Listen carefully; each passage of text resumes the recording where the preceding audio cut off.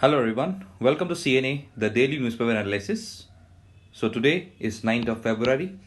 So the culmination of the CNA videos from 1 to 8 February will be released shortly.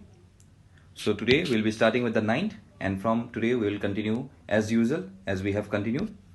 So this is me as in my relevant working experience. If you want to join our WhatsApp as well as our Telegram groups, you can join in by the links given in the description section below. Also, this is the test series model. Okay, so you can just buy at rupees 999. So you will have got a total of 30 tests. Okay, so this is the time schedule for which you want to attempt this test associated with the upcoming APSC prelims on 17th of March. This is the content of today. Kiki ase personally identifiable information, white paper on Indian economy, finances on Panchayati Raj institutions, Pradhan Mantri Matsya Kisan Samriddhi Sash Yojana, and relevant prelims facts. Ki ase first, personally identifiable information. So ki hoy etu? So see, PII, personally identifiable information, is any data or information which is maintained by an organization or an agency which can potentially be used to identify a specific individuals.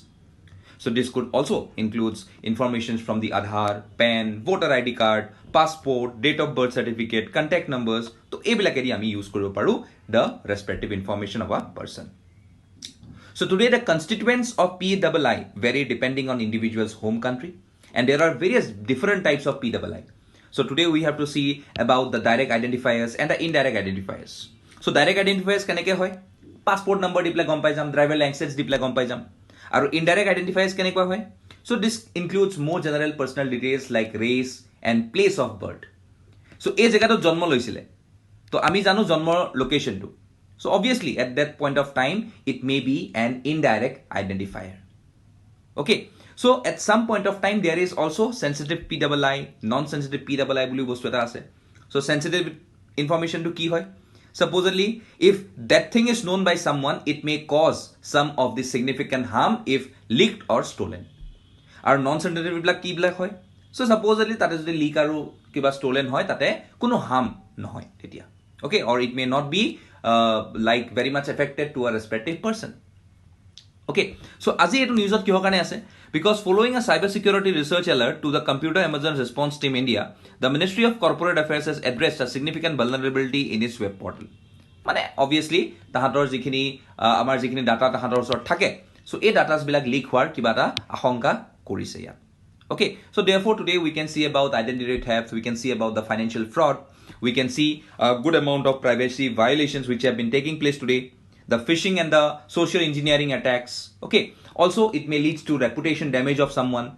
To ebilak ami dekha poa goise aru ami dekhisu je enuka nohua nohoy je ajiloke amar kono attacks howa nai. In 2018, 2019, 2022, Aadhaar's data leaks were also reported, and with the instances of large-scale leaks being reported in this particular government website. So therefore, PM Kisan website was also made available in the dark web. Okay, tar uporot rail yatri platform data breach enuka bahut dhoroner cases ase jot amar data kisuman breach hoy. Okay, so tar uporote aji concern kori belai yate koa goise je what we can take or what are the provisions we can make so as to make this data governments available in India at a very good thing. So etia jodi aji moi bhal encryptions lagabo paru, bhal jodi moi training dibo paru manhok, okay, bhal cyber security tools jodi utilize koribo paru, and also the collaborations and partnership with some of the institutions or some of the countries which has got expertise in this, then obviously at some point of time we may see that our data will be protected and we will have the full right to privacy. Okay, so ei kotha kini ke yat discuss kora goise, question di thoi disu tumaloke sai loba. Next ki ahile white paper on Indian economy. To ki ahile etu white paper on Indian economy? So white paper of Indian economy was recently presented by Finance Minister in Parliament, and that have sparked debates regarding the country's economic performance over the past 2 decades. So this document, which was prepared by the Ministry of Finance, offers a comparative analysis of the economic governance under the Congress-led UPA government and the BJP-led NDA government. So what are the objectives of this particular white paper? So basically, it has got 4 key objectives. Key objectives mainly. So you can see that when we referred about this particular white paper, the first objective is to inform governance challenges which the government may be facing. Tarpisot highlighting some of the policy interventions. Also fostering some of the informed debate, and lastly emphasizing on national development. So আজি ইয়াতে বহুতখিনি pre-2014 economic conditioner কথা কোৱা গৈছে, where the economy were very fragile, where the problem was basically laid down on the basis of twin balance sheet problem. There was high inflation and fiscal deficits. So এতিয়া মই fiscal deficit কি হয়, inflation কি হয়, এইবিলাক মই তোমালোকক ক'বলৈ নাযাওঁ, because probably these are the basic terms which we use regularly if you are studying Indian economy. Okay, তাৰ ওপৰত আমি বহুতখিনি scams দেখিছিলোঁ, corruptions দেখিছিলোঁ.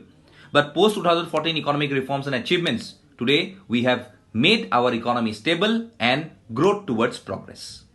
Also, we have got infrastructures and digital revolution, transparent governance of kotha kowa goise, global recognition of kotha kowa goise, and also it has said to be investment friendly. So এইখিনি কথাই আজি আমি এই গোটেই অবজেক্টিভছত আৰু এই গোটেই হোৱাইট পেপাৰত কোৱা গৈছে, আৰু তাৰ কাৰণে এই হোৱাইট পেপাৰৰ বস্তুটো আজি বহুত বেছি নিউজত আছে. Okay, so you have to remember about that how the presentation of the white paper on the Indian economy underscores the government's commitment to transparency and accountability. Okay, so obviously in the coming times, more inclusive and evidence-based approach to economic analysis will have foster sustainable development in our country and also a great impact to our country's economy. Okay, so এই কথাখিনিকে under this white paper কোৱা কৈছে. Question দি থৈ দিছো, চাই ল'বা. Next, finances of Panchayati Raj institutions. So what are Panchayat finances? So we can see that Panchayat finances refers to the financial management and funding mechanisms associated with the Panchayati Raj institutions in India. So these PRIs are said to be the local self-government bodies at the villages. Okay, also at the block level and at the district level. And they are basically responsible for governance and developmental activities in the rural areas. So today this Panchayat's finances encompasses this institution's revenue generation, budgeting and expenditure process, which also involves the collection of resources and allocating funds to carry out various developmental and administrative functions at the local level. Okay, so আজি তোমালোকে মোক এটা answer লিখি দিব পাৰা. What do you mean by the 73rd and the 74th Constitutional Amendment Act?